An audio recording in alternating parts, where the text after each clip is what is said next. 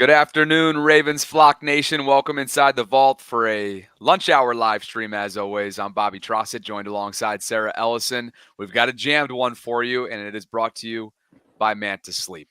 The Ravens didn't even play on Monday night. It was a doubleheader, Sarah. And if I told you that for whatever reason, in some reporters' minds, Lamar was living rent-free, I don't think you'd be surprised, would you? I would not be surprised because I saw some of the tweets. It's like, whoa, where are these coming out of? Like, Lamar catching some strays while he's not even playing on Monday night. So I actually take it as a compliment, and I'll explain that why a little bit later. I think that's fair enough, and I believe they say imitation is the highest form of flattery, so maybe that fits the mold here as well. But yeah, we're going to talk a little bit about last night's doubleheader for a number of reasons. One, the Lamar angle. Two, the fact that 3 of the 4 teams that played are going to be up next on the schedule, beginning with Buffalo. Correct. And probably 3, that Cincinnati's staring at an 0-3 hole, and just I think 4 teams in the last 40 years is a stat that I saw that have started 0-3 have actually made the postseason. 4 in the last 40 years and 6 in the Super Bowl era. So do with that what you will. So we'll get into all that. Yannick Ngakoue is returning to Baltimore, the former pass rusher who is a DC native, played his college football at Maryland, and spent part of the 2020 season when the Ravens traded for him prior to the deadline. He is coming back to Baltimore, joining the practice squad. We'll react to that, what we feel like that might tell us about what their plans are for him. Takeaways from John Harbaugh's Monday press conference the day after, which is a weekly thing this time of year, and some quick hits. But we begin, I know. Did we not have a live stream like 23 hours ago? It feels like so much has happened since then. For real. We're drinking from the fire hose, but we love that this time of year. And we love the fact that I would think you guys love the fact that the Commanders beat up the Cincinnati Bengals last night. Now, it was a close score for sure. And how about the statistic that came along with this? Neither one of these teams, Sarah, had a punt or a turnover. And that was the first NFL game to do so. Again, no turnovers or punts since 1940. So to call this one a clean game wouldn't even be exactly accurate. So Bengals slipped to 0-3, but it's the coming out party for Jaden Daniels. And here you have it too. The Bills, of course, beat up on the Jaguars. We'll get into what that might mean and how the Ravens secondary, Sarah, is going to have to be ready to go come Sunday because Josh Allen was picking apart the Jacksonville defense. But Jaden Daniels, he's arrived. The number 2 overall pick, 21 of 23, 294 total yards, 3 total touchdowns. Look at what he did, too. The highest completion percentage in a single game in NFL history for rookies with a minimum of 20 attempts. He leads that list. 91.3 was last night. Dak Prescott and Gardner Minshew, of all people, were on that. That was the highest in Commanders franchise history. So a big win, needless to say, for Washington. A significant loss for Cincinnati. But was maybe even more significant is the fact that Lamar found himself, to your point earlier on, catching strays during 2 games that he wasn't even a part of. Dan Hellie, he's a broadcaster, says Lamar's a poor man's Jaden Daniels. Whoa! Greg Vorse, Buffalo Twitter follow. I believe he's a reporter. I'll have to check his credentials. I want to say radio or audio, something like that. Yeah. He says mid-game, Lamar has 3 touchdown passes all season, completely neglecting everything else he's done. Josh Allen has 4 at the half. What is it about these weirdly obsessed reporters, pundits, fans who, for whatever reason, allow Lamar, first and foremost, to live rent-free in their heads? They can't even enjoy the game that they're watching without thinking about 8. Come on, man. No, it honestly is like, first of all, your initial reaction is like, y'all are obsessed. Like, obsessed with our quarterback here in Baltimore. Then my second thought is, oh, I love it. I love it. Bring it. Because people only start taking jabs at other people's quarterbacks. Let's put it this way. Much love for Joe Flacco, right? Much love. But the biggest thing against him was like, is he elite? That was the question. Is he elite? you never had other fan bases, or in this case, media from other teams across the NFL taking shots at Flacco because they didn't view him as like this major threat, right? Joe Flacco, obviously a Super Bowl MVP. We love him for that and everything he did here in Baltimore, and we still got love for him as long as he's not in the AFC North, or if he's with the Colts, we might have a problem. But generally speaking, we love him, and so does everybody else. Nobody ever had a problem with Joe. No, these type of shots are shots that the Tom Bradys of the world receive. These are shots that the Patrick Mahomes of the world receive. And so he's living rent-free because he's a two-time MVP, and you were wrong about him since the draft and maybe before and ever since. And so you got to come for him. And over there in Buffalo, they're jealous of the MVPs. So now they got to stoop to TD passes. Never mind the fact that now we've got Derrick Henry, and you just want to let him run in as much as you want. I believe that he is among the rushing leaders at touchdowns. So who cares? Who cares? Great. Glad you got more touchdowns. But Lamar's got 2 MVPs. So take your pick. And Jaden Daniels, this man, I honestly think a star was born last night. Now, he's got to prove it week in and week out. It can't be a one-time wonder, but I was thoroughly impressed. And so I don't know why you can't just enjoy that. Why you got to like at the very least be like, hey, Jaden Daniels is looking like Lamar Jackson. People might hate that too, but then you got to go all the way and say he's Lamar's a poor man's Jaden Daniels. Okay. All right. Well, you know what? I honestly think it's going to be fun come when do we play? Week 7? October. Yeah. Something like that. It's going to be a blast to watch. But I don't know why you gotta go there. But they're just trying to get their man some national attention, which he already had. So this was unnecessary. But like I said, it's the Tom Brady, Patrick Mahomes treatment, and that's why I love it. Week 6, Sunday, October 13th, the home game against the Commanders is what we have to look forward to. But yeah, 2 things can be true, right? Like Jaden, I just don't know why somebody else's coming out party is a reason to demean another player's stature and resume, which is written in ink, as a reigning MVP. I don't know why that's something that even a broadcaster too. This isn't just like a fan. This is somebody who's a broadcaster that's taking this shot at Lamar unnecessarily so, and just inaccurately so. And our friend Zach, who I know follows the show, made sure that he kept his receipts so far on Lamar's year, despite the 1-2 start. He leads all quarterbacks in total yards through 3 weeks, 956 of them to be exact, 702 through the air, 254 on the ground. He's 9th in passing yards, 8th in rushing yards. That's all players, not just at the quarterback position. And he's on pace for 4,000 yards of passing and 1,000 yards of rushing. He's on pace for 5,000 yards. 5,000 yards. We're not too worried about Lamar Jackson here in Baltimore. Right. But good on Josh Allen and Jaden Daniels for having phenomenal nights. Right. That's separate from Lamar. Exactly. Yes. Exactly. And man, Jaden's poise, Ooh. that around 2-minute mark throw that he made in the corner of the end zone to Terry McLaurin was absolutely sensational.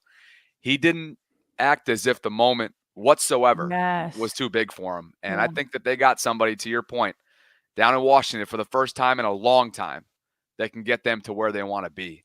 And that's back to playing respectable football. And Terry McLaurin, not sure how our audience, and not sure how familiar the audience is with him, but just the fact that he's been there through the thick and thin, just through brutal rebuilds and quarterback after quarterback, and the carousel that's been that position over the years in Washington, and change in ownerships and turmoil and turnover and the Dan Snyder era and yada, yada, yada. The fact that he was on the receiving end of that incredible catch, which ended up being the game-sealing play. Something sweet about that. The football gods were the football gods take care of business, and they took care of business too, because Damar Hamlin, Sarah, who suffered that cardiac arrest on Monday Night Football last year, ended up picking off. He picked off Trevor Lawrence last night. Yeah. So it was a cool doubleheader. One was actually a game. The other was a throttle. Obviously, Right. Jacksonville drops to 0-3 and just got dismantled by Buffalo. But the Cincy Washington game was just the one to watch. Well, it was awesome. I again, the NFL Sunday Ticket on YouTube TV is phenomenal. I had both shows. I watched both games from the halftime on, so it was more than just checking out highlights for sure. Like it was just uh, both quarterbacks going off. And here's the thing. I don't know if we can back up here real quick. Where's my slides on? Maybe they didn't make it in. Did they make it in? Do I have a slide in here on? Oh, I didn't get it in. I didn't get it in. Sorry. So Josh Allen, by like the second quarter, took over the odds for the favorite of MVP. Like that's how good of a game he was having. Oh yeah. Okay. And then but right next door, here's the thing with Jaden Daniels, and you kind of alluded to it. Not only are you impressed with the talent, because he's another true dual threat quarterback. And I know people hate the comparisons to Lamar Jackson. I certainly don't like the way Dan here compared him. But you're going to get those comparisons because they're both dual threat quarterbacks. I mean, Jaden Daniels was doing it with his feet and he was doing it with his arm. And that was, and so the talent was there. His deep balls were there. Certainly his wide receivers came up for him, as you said. I mean, that catch in the end zone, it was like a clinic of where you would check boxes of like, how do you complete a perfect catch in the end zone? You get both feet down, you track the ball, you bring it in, you track it, you get both feet down, and you complete the process of the catch once you hit the ground. Like it was like when they kept replaying it, I was like, this needs to be a clinic where you show it to like the college and high school players of like, this is completing a catch in the NFL. But it was more than just Jaden Daniels' talent as a dual threat. It was in week 3 of his rookie year, a 23-year-old taking command of his team. Like on the fourth downs, Bobby, where he's yelling, hey, let's go. Like, I want to go for it. Like you said, the moment wasn't too big for him. Now, we're going to see, was this like one crazy night? Because, I mean, 91% completion percentages, only 2 incompletions when you were throwing it down the field like that is bananas. That wasn't just a bunch of check downs. So I don't know that that's, how you replicate that. But that's why you look more at the bigger picture of like, just the moment wasn't too big for him. So it's funny, Bobby, because these next few games we've talked about, it's going to be tough sledding to go Bills, which it is, and then the Bengals. And then we kind of, before the season, we're like, okay, Commander should be a W. Well, now it's more like, wait a minute, is the Bengals, and don't get me wrong, it's still AFC North. I don't care what your record is. AFC North, you throw out the records. But it's almost like now you're a little bit more nervous about the Commanders than even that Bengals game. Oh, for sure. And, Cincy, we know that they've done some talking in the past. And that was the case going into this one with Cliff Kingsbury as the new offensive coordinator in Washington. Cam Taylor-Britt, who's a DB for the Bengals, was asked sort of about the offense that he's going into the week. And I think this got blown out of proportion a little bit. Things were taken out of context. But he referred to the offense as a college offense that Cliff's asking Jaden to run, and that they don't ask much of him. And so those comments, again, leading into a week, we've all been there, right? Whether it's Roquan saying something, whether it's the opponent, whatever it might be. Yeah. But I think there was some sweet vindication, if you will, for the offensive staff and the personnel from Washington that they were able to win that game. So here's a look at the AFC North now through 3 weeks. And yeah, just as we all had it, not exactly. Pittsburgh 3-0, Ravens and Browns 1-2, and Cincy 0-3. And Mark, who I believe writes for Pittsburgh, he's involved in the Steelers media. Yeah, he used to be. I think he used to be the Athletic, but now he writes for the Pat McAfee show. Like he's a correspondent there. Not writes for him, but he's a because Athletic let him go. Yeah, right before the season began. So that's nice that he ended up getting taken care of there. But Mark writes, if the season ended today, the Steelers would be the AFC North champs, be the number 1 seed in the AFC, and have a first-round bye. Thanks, Love you, Mark, but it's still September, brother. It's still September. But that's all right. Whatever. It's early predictions. I mean, he's right. If the season ended today in week 3, also if the season ended today, probably Josh Allen would be MVP and Jaden Daniels would be Rookie of the Year. I mean, but there's a long way to go. That's funny.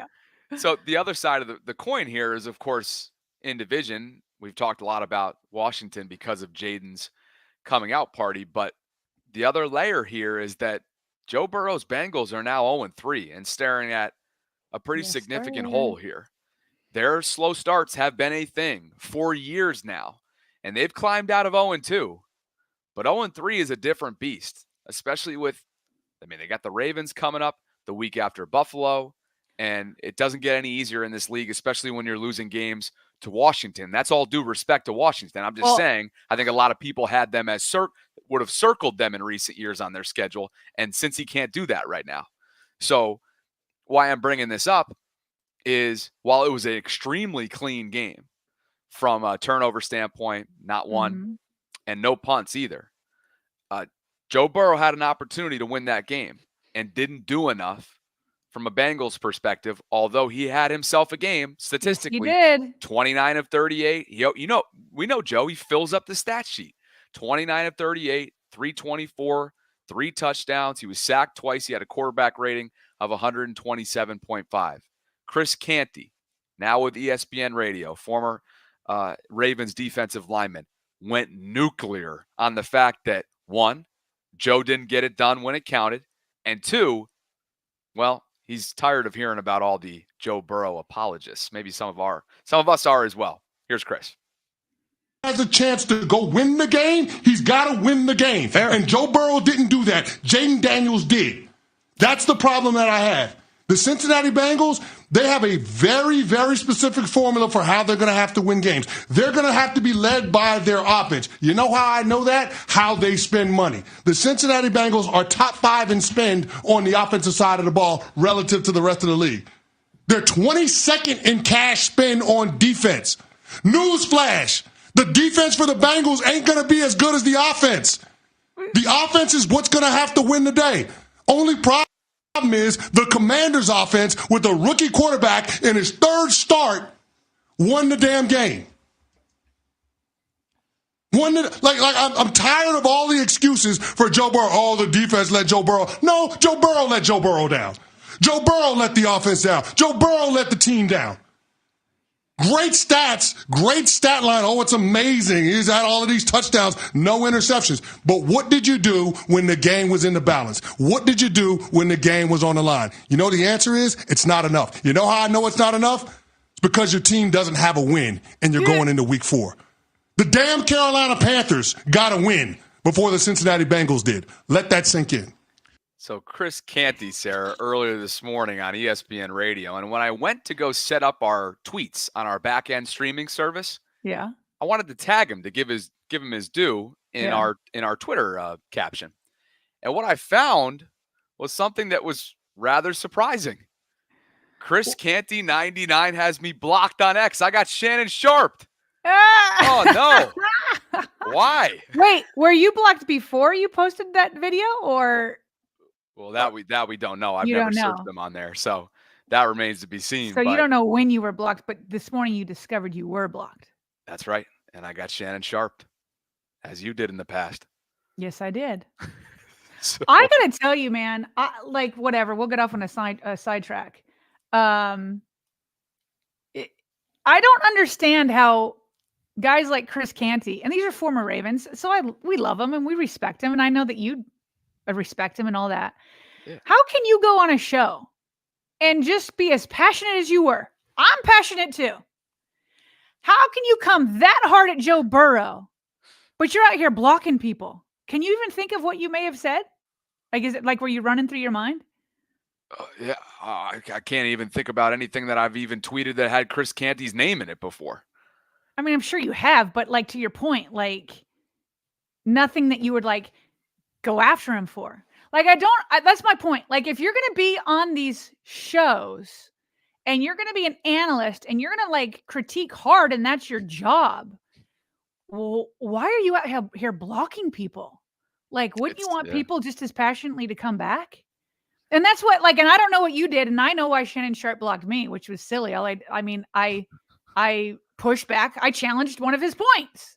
Yeah. Isn't that what you guys do for a living, is debate? Like, I can see if somebody was coming at you personally, right? Or being a troll. I don't even block trolls. I only block bots. And but like, I have people coming at me every day and I'm just like, all right, well, I'm going to let them go, because that would be so hypocritical if I'm out here analyzing and criticizing and debating, but I can't take it back. Anyway, that's a side note. But like I loved everything he just said, and I love the passion that he had, but you can't take it. I know, it's funny because all these guys, whether you're former, present, whatever, NFL players, you guys are one of one. So you're built in a way that others aren't. Like, so you would think that you wouldn't resort to blocking somebody. I don't know. It's just that doesn't feel alpha to me, right? Like, it you guys feels are weak to me. You're the alphas of the alphas. Yes. Now, people block. Everybody has different reasoning for blocking. Everybody can do their social media how they want to. Sure. I'm just saying, these guys who do this for a living is debate. Yeah. And he's coming hard on Burrow, rightfully. But anyway, okay. So getting back to the substance of what he just said, he's right. Now, I thought Burrow played pretty well. I thought he played very well, but Jaden Daniels was better. Yeah. Jaden Daniels had a 91% completion rate. Like they kept trying to come back, but to Chris Canty's point, it doesn't matter. So all these stats that you have, or the stats that guy from the Bills put up, that it's like, oh, Lamar has 3 touchdowns or touchdown passes, and Josh Allen has 4 before halftime. Great. Guess what? You and Lamar have ended in the AFC Championship game together. Nobody's gone further, you know? And so, like, Joe Burrow can have all these stats. He's got those nice receivers. And what's that one dude's name, by the way, that emerged last night? For Cincy? For Cincy. I don't his name was harder to pronounce. But he caught a touchdown pass. Yeah, Andre. Yeah. Great. So now he's got another receiver. So it's like, great, Burrow, you have all these weapons and you can put up all these passing yards. But to Chris Canty's point, you're 0-3, and you do this every single year. Every single year. Higgins is back too. So Higgins is back. Chase Jamar Chase had himself a game. He finished with a game high, 6 receptions for 118 yards. Now, just because we're talking about Cincy here, and we'll get back to Ravens football, of course, in a second, this is a big deal. Trent Brown, their tackle, is out for the year with a season-ending knee injury. And so that means, I believe, Amarius Mims is going to be the guy for them, their rookie, 6'8" and change, I believe. Mm-hmm. The guy that we talked about throughout the draft process. So that's just from a pass pro standpoint, protecting Joe Burrow. Man, that's a big deal. So both the Steelers and the Bengals in week 3 lost one of their starting tackles, and both of them. And yeah. Now Fautano could come back if they make the playoffs. Gotcha. That's what it said that we shared yesterday. Gotcha. But that's massive. That's too bad too. I hate to see that. It is, yeah, because that's potential vulnerability, and Amarius, even if he's not ready, he's going to have to be. He's going to have to be. Yeah. Yep. So let's get to a couple super chats here before we get back to our conversation, which will be about Yannick Ngakoue. TY says Sunday night's game is going to be a shootout. And DRMZ says that Stephen A., Swagoo, and Jeff Saturday almost had a heart attack on First Take today for being called out for being biased when it comes to Joe Burrow. Who called them out? I'm curious to see who called them out. Yeah, let us know. By the way, back to the first super chat, I hope it's not a shootout. If it is, I don't think the Ravens can win a shootout against not what we saw last night. Yeah, they're not. Maybe they can develop into that by the end of the season, but the Ravens, we'll talk about this more tomorrow. I wanted to do a segment. We just don't have enough time today about, how they're going to be building up, but the base is Lamar and Henry. So we're not looking to get in a shootout. We're not trying to beat Joe Burrow at Joe Burrow's game. We want to force them to play the Ravens game. Josh Allen. Yeah. Yeah, Josh Allen. Sorry, we were just talking about Burrow. Yeah, no, we do not want to play Josh Allen's game. We want to play the Ravens game, Lamar Jackson and the Derrick Henry game. That's what we want. Josh's game was overpowering last night. I mean, and again, the statistics don't even tell the story. It was 47-10. Like, bring in Trubisky. They did. Mm-hmm. There was no need for Josh to even play. Really, what was it at the half? It was a lot to a little. It was 30.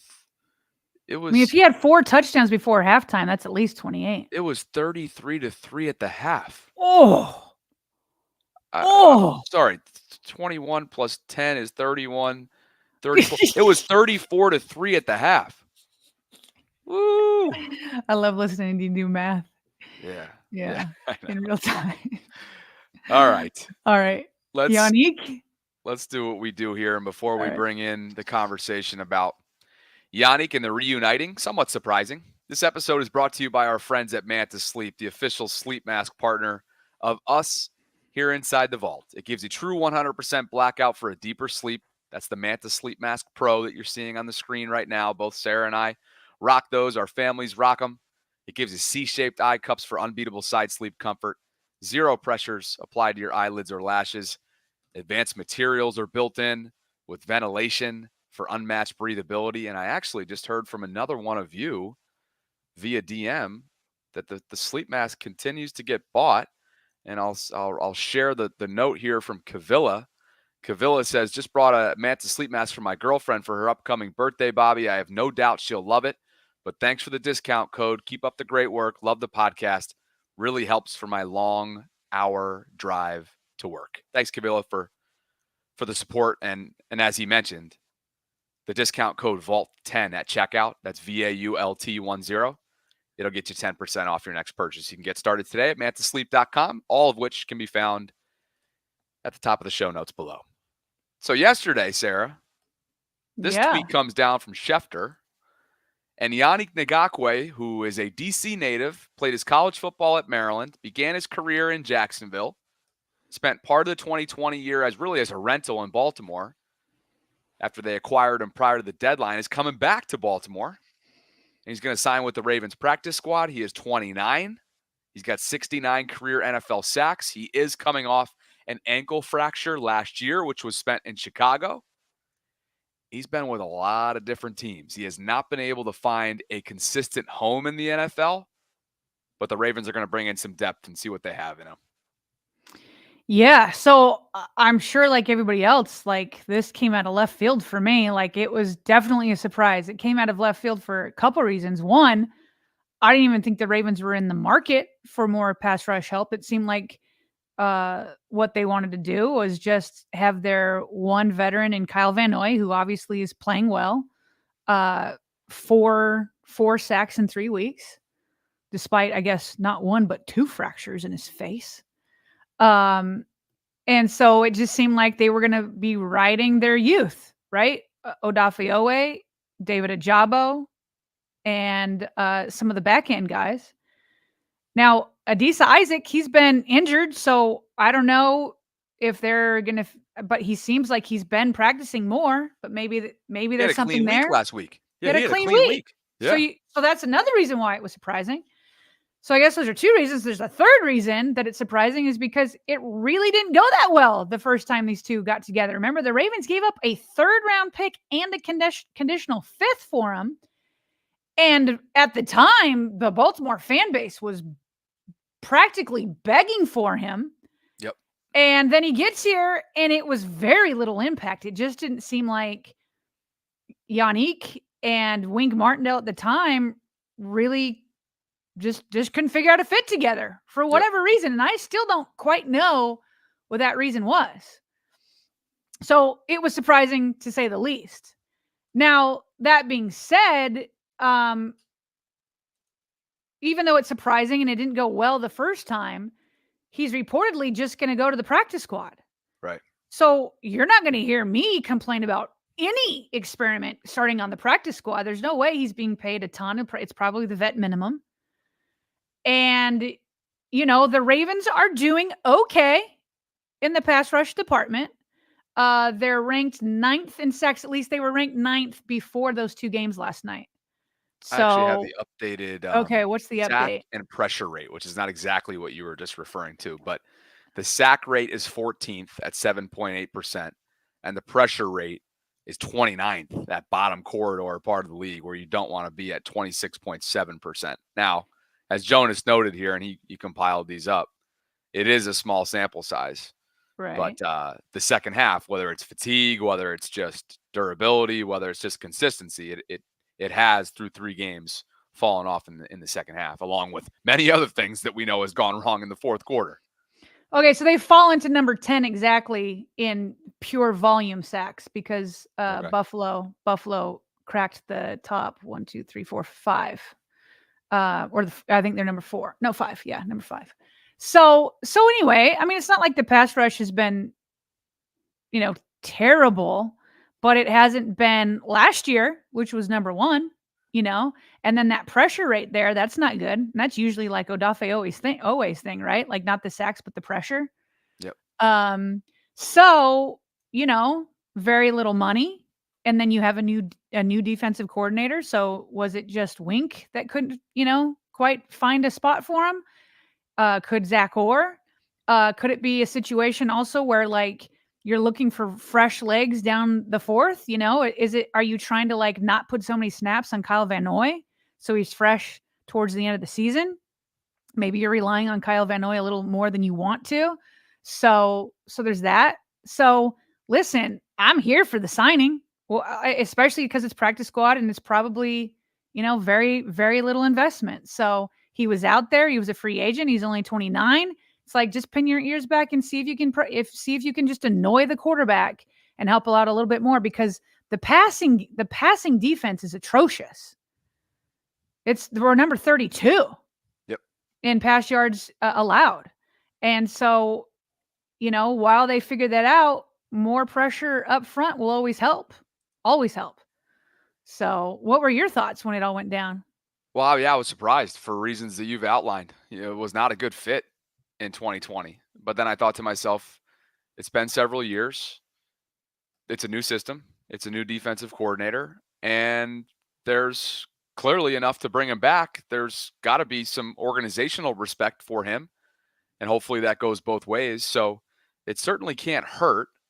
And here's what sort of the rest of the room did on Sunday in Dallas, according to PFF. Kyle put these together. Kyle Van Noy, potential future running mates, at least in a rotational capacity for Yannick, should he be called up from the practice squad. But KVN, like you said, has been having a tremendous start to his year. 2 sacks, 4 hurries on Sunday alone. Odafe had 2 quarterback hits in a hurry. Nnamdi Madubuike had a hit and 2 hurries. Also should have had a safety. And a safety. Yes, thank you. And Michael Pierce had a hit and 2 hurries, and he didn't play as much as he typically would as his shoulder was being looked at. Kyle Hamilton, Roquan, Broderick Washington, and Marlon Humphrey each had a pressure as well. But here's an area that, while we're talking defense, and like we said, we will dig in further as we get ready for the Bills and turn a page tomorrow. But boy, oh boy, the Ravens have allowed the second most yards to tight ends and the second most yards between the hashes this season. And that is something, as we start to transition to takeaways from John Harbaugh's press conference yesterday, that is something that he addressed. And as you see here from Jonas, Harb said, quote, "It's got to stop.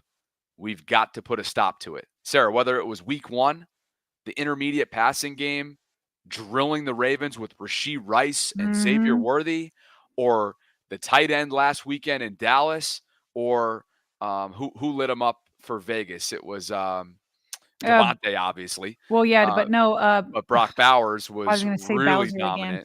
And granted, what'd you say? I was about to say Bowser again, so I always have to catch myself. That's all right. Tyus is in LA, right? He You get a practice squad option from Ravens West. But was that it? Is he with LA now? I thought he was with the Chargers. But anyway, sorry to put you there. And then, long story short, is this has got to get cleaned up as soon as possible. Harbaugh knows it. Zach Orr knows it. and the Ravens clearly know it as well. So he's in Seattle with Mike I'm McDonald, sorry. enjoying a 3-0 start. I'm sorry. You tend to get confused when former Ravens go elsewhere besides Well, Ravens since half West. the Ravens roster from last year or over the Yeah. last couple of years is in LA, it was a pretty good guess. Yeah. Yeah. May I take a moment? I don't know if Kadri Ishmael's listening. Okay. But I'm gonna dunk on him for a second. Oh. First of all, he hasn't worn his tux, his pink tux. Remember, he had the big, saying Kolar was going to have a gazillion yards last year. That was a terrible prediction. And then this year, he goes, I've got this year's Charlie Kolar. And he says, it's Tavius Robinson. I was like, why'd you just do that to him? Because what you're basically saying is that Tavius isn't going to break out because you were wrong about Kolar last year. And here we are signing another outside linebacker. And what happened to Tavius Robinson, Q? That's what I want to know. Let's see what his snap count was on Sunday. Let's see. Well, even if it's low, by the way, whether it's high or low, if it's low, they're not seeing enough. Yeah. And if it's high, then he's still not doing enough. Yeah. 28. And I'm not trying to dunk on Tavius. It's more of a dunk on Q. 28. Oh, you've made that clear. 28 for 35%. So yeah, not a whole lot of work. And you're wondering if that's kind of a clear indication of where they see him at this point. By the way, on the Tux line of things, I know Q is going to hang this one over me. Why is he putting it on you? How is that part of the deal? Go get your own Tux. I think I had said in passing that I would connect him with the tailor, with the tuxedo shop that I have a relationship with in Timonium, which I have not. I want him to wear it since golf is kind of, I guess you can still play golf right now. Fall golf is, don't get me going on fall golf. That is I don't want to get you going. I don't want to get you going. You're right. I should know better. You're right. It still goes. But since he's taken more than he took the offseason and never delivered, I think I should up the ante. And now he needs to wear a pink tux in one of his post-game hits with WJZ. Let's see if he's texted us yet, because a lot of times he listens to us live. A lot of times he listens to us live. I'm looking in the live chat. There's nothing. He's probably training somebody and bettering their life while I dunk on him. But let's get to some takeaways from John Harbaugh's day after weekly Monday press conference. And we'll begin with JT9, who is in the middle of his, I would say, most significant slump, as I've said a couple times now, of his future Hall of Fame career. Harb said that what he's dealing with is, quote, a technique issue, and that he's confident Justin will work through it. All three misses, as we know, including from 46 on Sunday in Dallas, have gone wide left. And the specific quote that Jonas transcribed was that he's everything that you want in a player and a friend. For Justin, it's just a technique issue right now that he's working through, I should say. Just needs to smooth it back out, and I'm comfortable that he will. So, downplaying a little bit? What do you think? Well, like on one end, I think it makes sense, right? Because we've said it on the show, it keeps hooking left. And so if it is a technique issue, then that makes sense because whatever he's doing incorrectly technique-wise keeps putting it in the same spot, right? So in that sense, it makes, I buy it. Now, I previously felt like it was like psychological, but when he said that, I was like, well, if it's psychological, would it kind of be all over the place? You know what I mean? Where like you overcorrect here and do, you know what I mean? Yeah. So, I'm willing to buy it. It does seem a little bit odd that like after all these years, where he's been money for so many years, and what year is he in now? I mean, it's got to be. It's been over 10 years. This is like 11 or 12. Right. He was like the first year was that Super Bowl year, right? Yeah. Yep. So, 2012. So it seems odd that it comes up after all these years, but it also makes sense because it does keep going to the same place where he misses. 6, 7, 8, 9, 10, 11, 12. 12, 13, excuse me. 12 this is year 13 for Justin. In year 13, yeah. Yep, year 13 for the guy. So what about you? Were you buying it? Yeah, for the most part. I think that Justin is so systematic. He's always referred to the system as the centerpiece for him. that is the way in which he's become so great that he gets literally robotic. Like, his system is robotic. His system is routine. His system is highly, highly detailed oriented.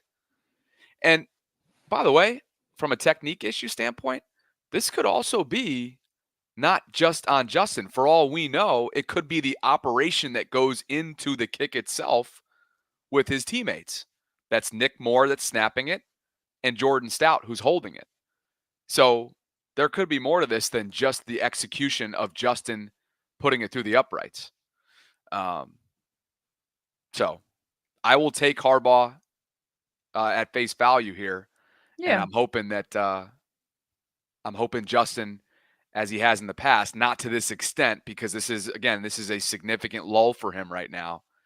But he's worked through issues in the past, and you hope that this is just another rising of the tide for, well, that's not the right phrase, but I hope this is just what's the right phrase I'm looking for? I don't know. Sort But of let's go, Jay Tuck. We got it. Yeah. Sort of a brief lull in what has otherwise obviously been a Hall of Fame career, and hopefully and eventually a successful year number 13 for him, which he's in the middle of right now.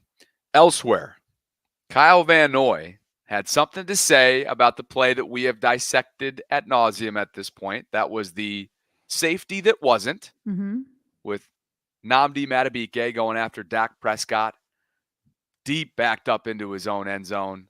It was not called a safety. It was not called intentional grounding, and we're going to get into why right now. Did you put in a screenshot here? So first and foremost, Kyle's tweet kind of sparked this conversation. He said, "Today I found out that if a quarterback is going down for a safety, you can just pass it to an O-lineman and you good." What? Like, we shared this yesterday. Yep. And Lamar, which had not been tweeted since we finished up the show. Lamar tweeted, "It would have been a safety if I did that," continuing his sort of defiant approach to Twitter and kind of trolling the NFL officiating a little bit. Defiant approach everywhere right now. Everywhere on the field, in his play, in the cameras, to his teammates, to Marlon Humphrey on live. Like, it's a vocal Lamar, defiant vocal Lamar. But it is funny. I forgot about this photo. Yeah, though, from the 49ers that's why I game grabbed it. Put the official in the dirt. What's funny is this is a still shot. I mean, I know he's trying to get back up the ref, but the way it looks is it looks like he's trying to get Lamar in the still shot, But it is funny that, like, he gets tripped there and gets called for a safety. Listen, I am not a conspiracy theorist when it comes to refereeing and officiating. Me either. So I don't think that people are out to get Lamar. However, I do think, and I know this because I've refereed before. Like, I remember refereeing basketball, and there's an inherent, like, and you have to, like, work it, like, taking it out of your head. But I remember messing up the ending of one really tight game, and I didn't know how to correct it. But anyway, this one girl was really aggressive, a really, really aggressive girl, and she was hacking left and right, and she was up to 4 fouls, and we're like in the last 2 minutes of the game, and she was really aggressive again, and diving at a ball, but and almost looked like she was, like, running over people, this and that. And so I intuitively, like, called a foul on her. But then, like, within seconds, I was like, after I called it, I was like rethinking it and reimagining it in my mind. I was like, actually, I don't know if that one was a foul. But because she had established, such a reputation for hacking people, that it kind of, like, became a trigger, you know what I mean, for me to blow the whistle. So anyway, I don't think that's specifically what's happening with Lamar, but I do think that, like, you do start to make calls in a certain way. And so I don't think that they're after Lamar, but, like, because Lamar can be a dual threat quarterback, and, like, you see him taking more hits, maybe you're less prone to give him, like, an intention or a roughing the passer, right? The way you would to a statue quarterback like a Tom Brady back in the day. And so I do think that stuff could happen. So I don't know that I think that, like, people are out to get Lamar, and I don't know if they would have called it a safety if, say, Tyler Linderbaum had caught that ball. I don't know that for a fact, but when it's built up and you feel like you're not getting calls, then that's kind of where your mind ends up. Let's dig in further to, again, this safety that wasn't, and you see it again with Matabike having Dak dead to rights. And Harbaugh had a conversation with one of the officials, Ronald Tolbert from Sunday in Dallas, and Ronald told Harbs that because a Cowboys player caught Prescott's pass, even though the pass catcher wasn't eligible, because, again, as you see on the screen, he was an offensive lineman, they couldn't call intentional grounding. Harbaugh then described it as a potential loophole in the rule. And if you were wondering the specific explanation, as Ryan Mink noted, in more detail here that Harbs got from referees, he said, quote, "They said it's not intentional grounding because somebody caught it, even though it's an illegal receiver that caught it, which is a penalty." So basically, they got rewarded for having a penalty there. That's probably not what they want by the rules. We'll see. Maybe it's a loophole in the rule. It's probably something they'll look at. It's literally what we said yesterday, by the way. Right. Like it was like, it can't be a grounding because it never hit the ground, but it was still bailing yourself out with a penalty. Mm-hmm. And so, but if it doesn't say in the rule book that it should be a safety, then it 1000% is a loophole. So basically, until that loophole gets cleaned up, Lamar Jackson and Linderbaum should practice doing this. Literally. Here's how the actual NFL rule book reads on intentional grounding. Quote, "It is a foul for intentional grounding if a passer facing an imminent loss of yardage because of pressure from the defense throws a forward pass without a realistic chance of completion. A realistic chance of completion is defined as a pass that is thrown in the direction of and lands in the vicinity of an originally eligible offensive receiver." So just so that we're all caught up to speed in terms of that element from yesterday's press conference. Let's get to some more super chat features before we continue the show. Adrian Hall, thank you for your donation. "I'm afraid we are going to have a shootout. Our defense isn't playing consistent enough right now to be able to control the clock offensively. We can win a shootout. 4 words, Lamar Jackson and Derrick Henry." Well, Adrian, I love you and I appreciate the super chat, but you kind of contradicted yourself at the end. Just ever so slightly. Yeah. They have won shootouts in the past, but yeah, that is not their game. Rave Kingdom says, "How do you feel about John basically lying about the line switch?" Oh, That was funny, actually, that he did mention he said you'll probably see some different changes along the line. you'll see some guys at different spots. Different spots. Yeah, Thank you. yeah. And Listen, Rave, my kids accuse me of lying all the time because I have to adjust on the fly based off of what's going on. And so like, I'll tell my kids, hey, at 4:00 we'll do this. At 6:00 we'll do this, whatever. And then like something pops up and you're like, you gotta change on the fly. So I definitely believe Harbaugh when he said after the game, listen, they were doing well and they were against probably the worst interior defensive line in the league. So they were doing well. And so why take him out at that point? That's kind of that was his reasoning. I don't blame him when you run for as much as they did. I don't blame him in that game. And I still think that if he had switched it up, if it was other guys in there, I think they also would have done well against this terrible defensive line. But I think we have to allow room for coaches to adjust on the fly for sure. So I do not turn that line. he never explicitly said that starters, you'd see different guys. Mm-hmm. And so that's a component of this as well. Had the original combination who ended up getting the entire game played similarly to the ways in which that they played the first 2 weeks, you'd like to think that those different guys would have been subbed in. That could be the case when Von Miller and company come to town on Sunday night. So we'll see. But they got the job done and did enough to obviously win the game and move the ground game for Lamar and company. Just because he already paid the super chat, just because we're talking with him, I want to give him a chance to have his little his rebuttal. He said, but John said he would put the best 5 on the O-line, right? Right. And he's been saying that since he became a head coach. I do too. We have a very different opinion on who the best 5 are. Now, and also, by the way, based off of reporting, It sounded like they were going to rotate McCary in at right guard. That's the way it sounded based off of some of the, I think it was Pelissero that reported that. So having two different opinions is not a lie.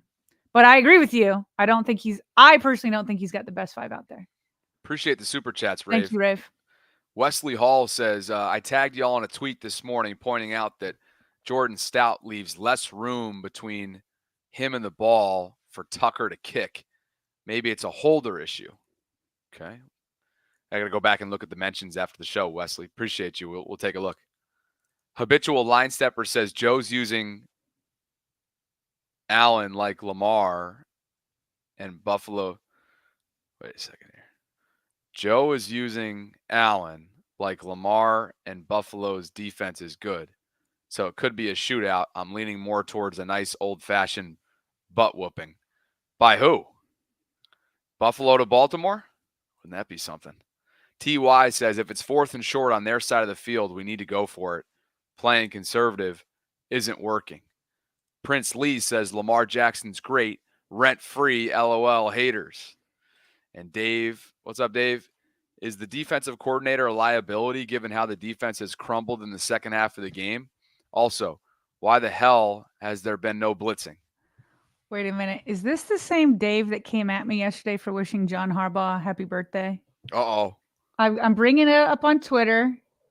It looks similar. Uh-oh. You let me know. Look, I put happy birthday, coach. Dave says to Wait me. a second. Turn the phone for us. Let's see. Here we go. Is this You don't Dave? mind. Wait. Oh, I can't be that close because then my camera doesn't. You're not going to be able to see it. All right, hold on. Ready? But he's got. Let's do this. Okay. Watch this. What? I'm going to your mentions. I'm screen sharing this. Okay. We're getting down to the bottom of this. Just because this is fun. Let's see if people hang on for this. Okay. Because this one says in Twitter it's Dave Cooler.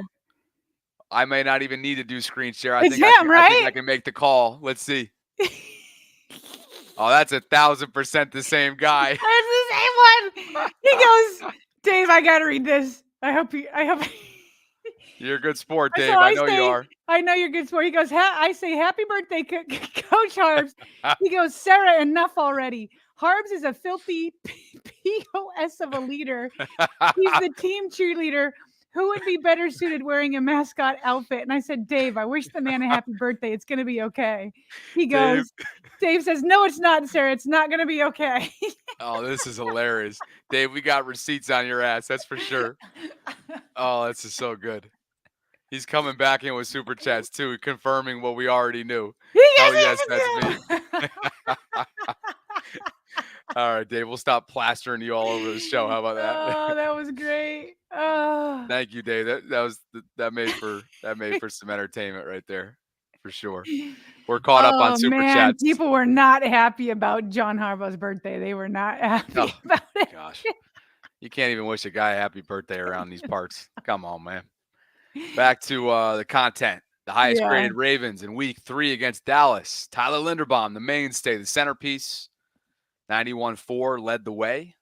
And not surprising, by the way, that the top 5 were all offensive players. Derrick Henry, 85-2. Lamar, 81-6. Isaiah Likely, 77-5. And Charlie Kohler, 76-9. Oh, Charlie. Sorry to interrupt you. No, you're good. There.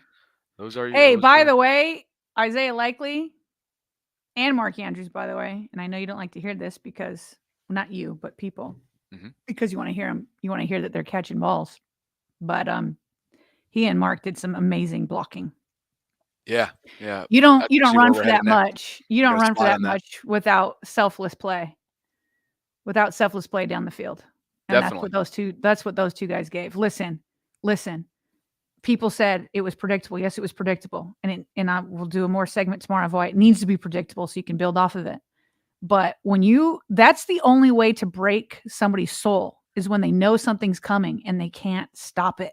For sure. And so appreciate Isaiah. Charlie, I'm sure, did some blocking. He obviously had that big catch off of the bootleg. Can I see more bootlegs? I loved that. Mm-hmm.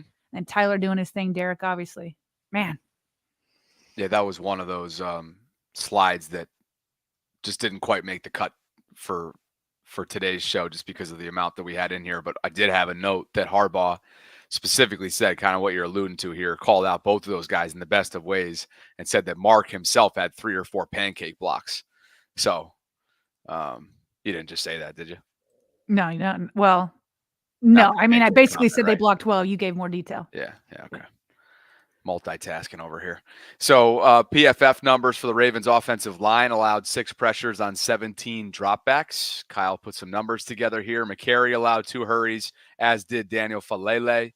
Linderbaum, just a quarterback hit, and Ronnie Stanley, just a hurry. Just 6 pressures, no sacks, and 274 yards on the ground by Derrick Henry and company.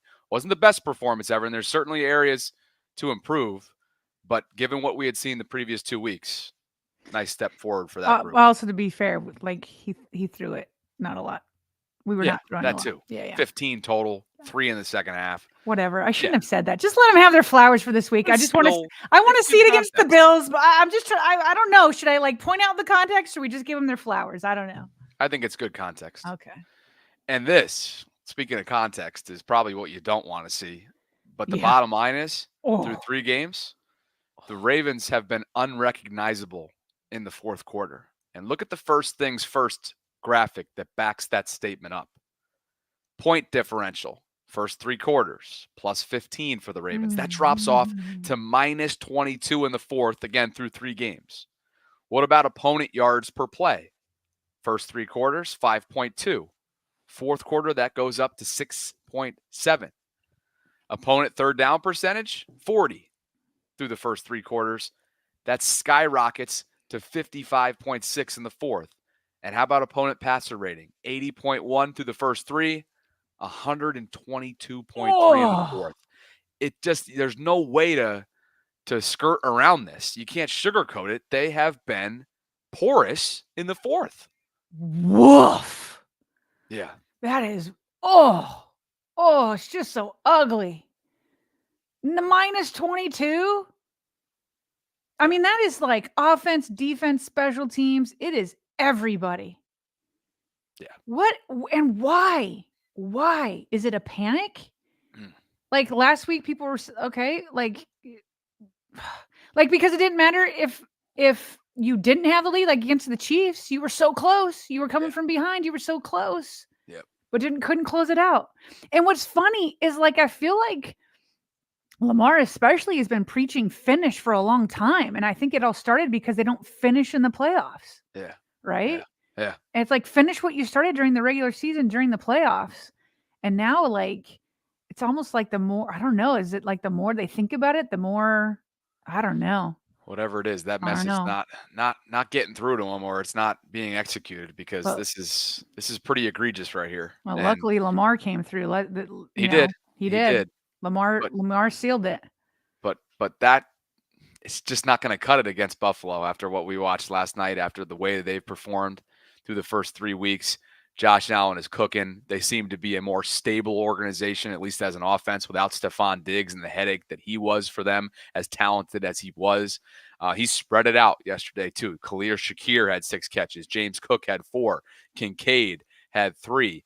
Keon Coleman got his first touchdown. Like, there was just 1, 2, 3, 4, 5, 6, 7, 8, 9, 10 different receivers or tight ends or running backs caught at least 1 pass for Josh Allen in the passing attack.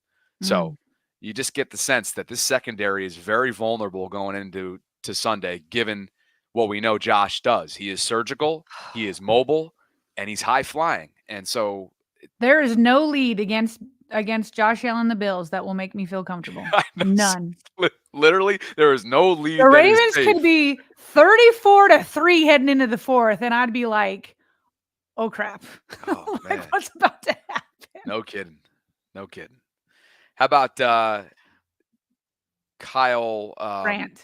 Thank you. Kyle Brandt's weekly Angry Runs honor went out today. And Derek, sorry, this is your slide. So Derek got it, right?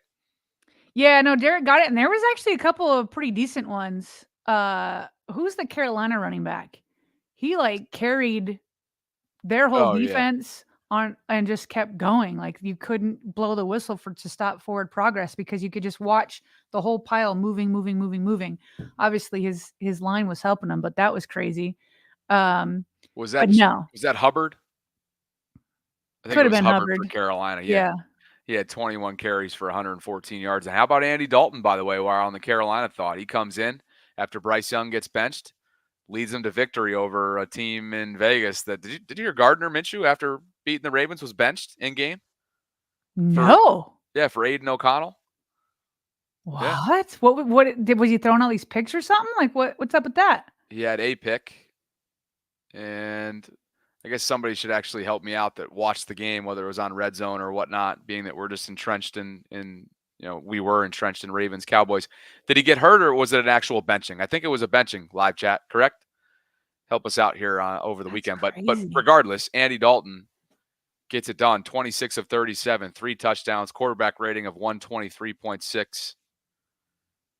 Operated the offense really. Gardner Minshew. It wouldn't surprise me that he would get benched. It's not like he's that great, but whenever he plays the Ravens, suddenly he becomes like Hercules. I don't know what's going on. Yeah.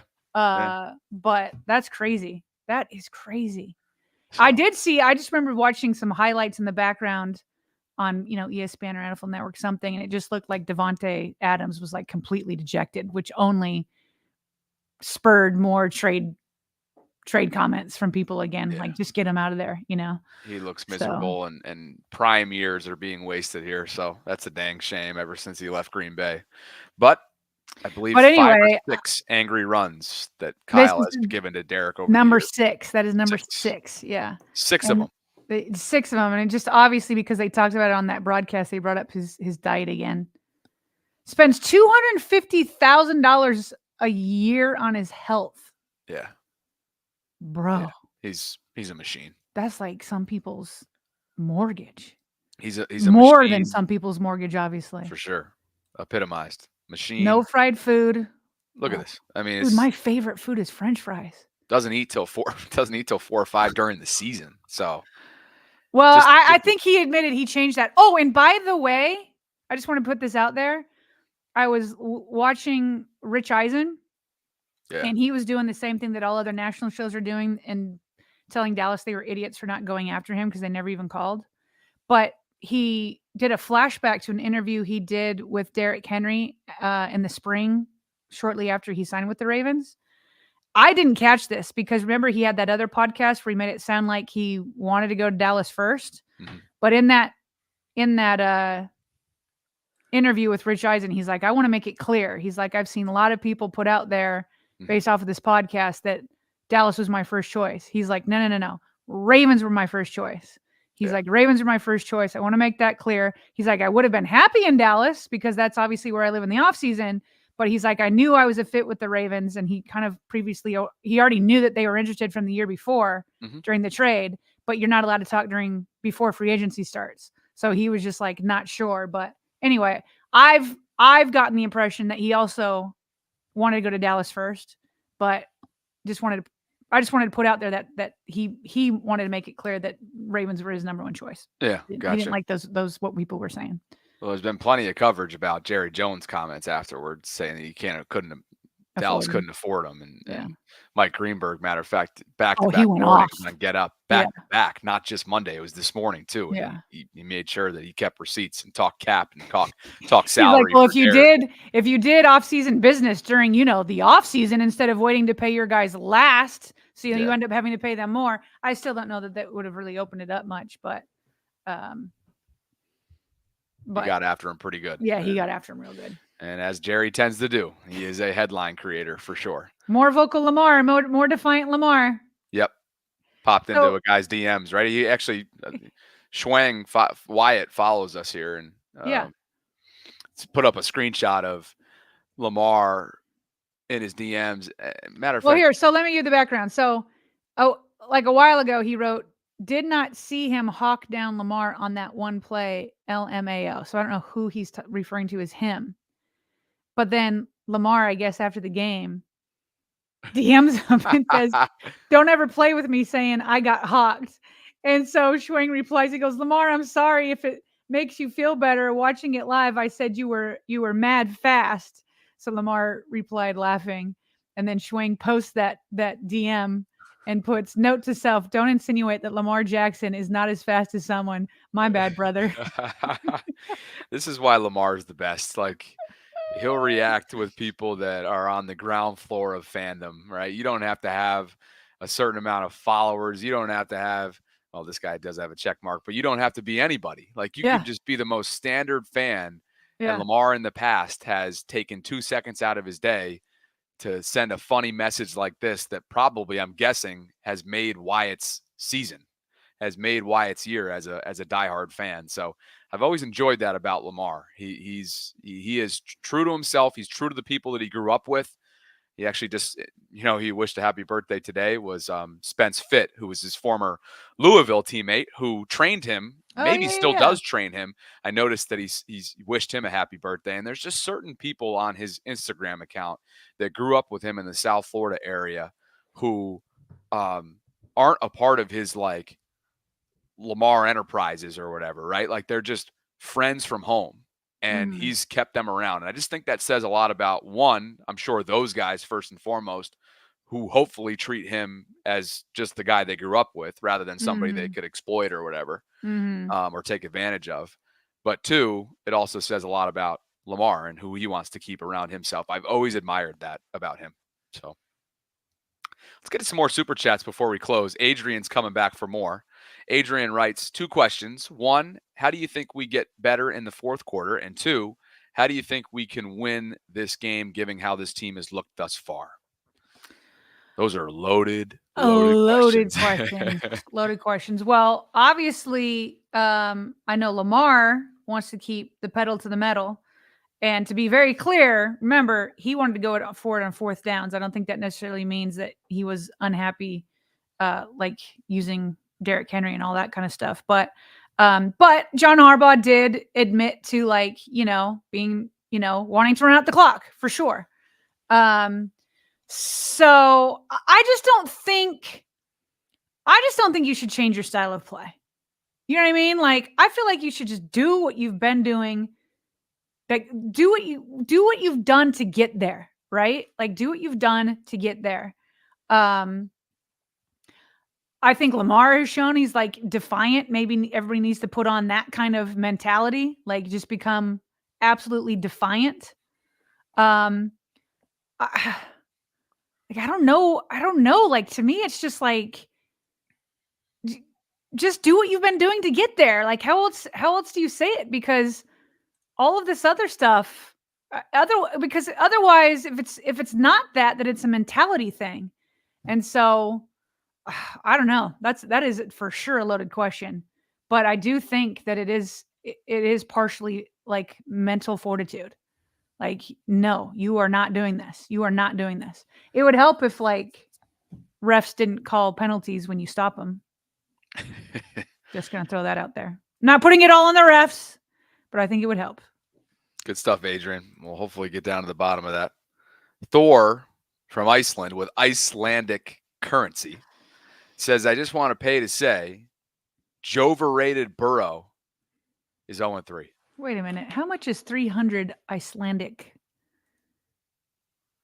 Hey, you just got back from I was there? just Come there. on now. No, but come on. But it was not easy. I'll tell you what. Some are easy. But I do not know. This is just popping up on my timeline here that Mike Can I ask McDaniel. Gary? Hold on a second. Go ahead. How much is 300 Icelandic dollars in American dollars? €2, he says. Oh, thank you. €2. Thanks, Thor. €2. Appreciate you. Just popping up on my timeline here is a note on the Dolphins. And the reason why I'm bringing it up is just because of Snoop. Mike McDaniel, their head coach, says that it's a possibility for sure that Tyler could potentially be Miami's starting quarterback on Sunday against Tennessee. Perhaps they're not seeing enough from Skylar Thompson. They got clamped this past weekend, though, right? Yeah, 24-3. They lost to Seattle. So Mike McDonald rolling right now. Bosef says context matters. Maybe not for the TV personalities and analysts. Love you guys. So I should give context on the offensive line exactly. success. Okay. Best Ravens coverage. We appreciate you, Bosef. Thank you. And Dave threw one more in there. You guys rock, and Harbaugh sucks. Now what's up with our defense failing in the second half of games? Dave, you are you. That's one thing. You are unapologetically you, and that's why we love you. Thank you for the support. Hilarious. And Joe Jack coming in Joe with a just hooking us up. $1.99 super Appreciate chat you, donation. Joe. You guys are the best. Yeah. Well, great audience today. We almost hit 1,000 concurrents on YouTube, but we're well over 2,500 right now in terms of across platforms. So as always, please like the video if you haven't already done so. Subscribe to the channel if you've been enjoying the content. Hit that notification bell so that you can be notified of when we're dropping our live content. Let's see what many likes we're up to on YouTube. I've been counting this. I've been trying to hold myself more. Did my screen just darken out? I still see you. I Okay, still see you. Good. I have too many I have too many icons open, too many windows open. So 233 for 845 that are watching. So if we can get that number up, be appreciated, guys. Like the video. It's already moving. Thank you. Thank you. Thank you. I love when I see that move as I'm talking. You Love should that. say that when you do the like ad in the middle of the show. So Okay. it gives them a second. You know what I mean? All right. Perfect. See, Helps out a lot, guys. You can plan in the middle of the show. It's okay. Cool. Okay. Helps out a lot from a discoverability standpoint, from an engagement and reach standpoint on the back end within YouTube. And as always, another thing that really helps us out is when you help our brand partners out. And you can do so if you are in the market for a new sleep mask. Manta Sleep, proud partner of ours. All that information can be found in the show notes below. And a special thank you to them for sponsoring this episode. So we will start to turn a page. We did a little bit today just because of the Bills' performance last night. Oh, yeah. We definitely turned the page. Yeah. But Sunday night in Baltimore, Ravens and Bills, prime time, NBC Sports. Looking forward to that. So. Oh, here comes another one. Thank you, John R. Super sticker. What's the difference between a super sticker and a super chat? I don't know. Maybe pricing. But the color can't. What does it matter? The color doesn't matter, right? They just. Yeah. Thanks, John. Change. Actually, it does. The color does matter. Oh, it does matter? Yeah. I think a couple ones that we got today were yellow. Oh, but is that like for $10 or more or something? Probably. I see. Oh. So. Prince Lee and yellow. Guy Conger. Oh, it's Aaron Rodgers Tuesday right now. I'm watching Pat McAfee's show on mute in the background. I wonder what he'll have to say today. But Prince and Guy, thank you both for believing in what I'm building. Well, we're building. That's what I get for multitasking and watching my man crush. Prince and Guy, thank you both for believing in what we're building. We appreciate the support that you give us. Someday I want to see all the colors. You can see where my mind is. You're all about colors. Well, I'm just saying, if yellow is like 10 or more, okay, so that's yellow. Is there anybody that did more? Like we've gotten a 1999 before. Was that also yellow? Like I'm wondering, like green. You've seen that as green. Like I'm wondering, blue like is 2.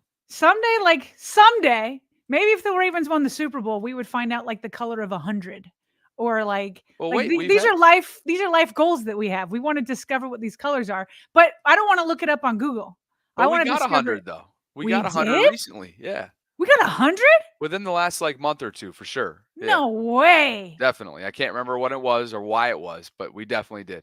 Was it Prince Lee? Because he said you're welcome. Maybe he's responding to somebody else. And I should remember who it was. I'm sorry. Oh, Evan's telling me 100 is red. Well, Evan, why don't you confirm it? Yeah, Evan confirm. No, Evan's been a really good super chat donator. We appreciate you, Evan. Absolutely.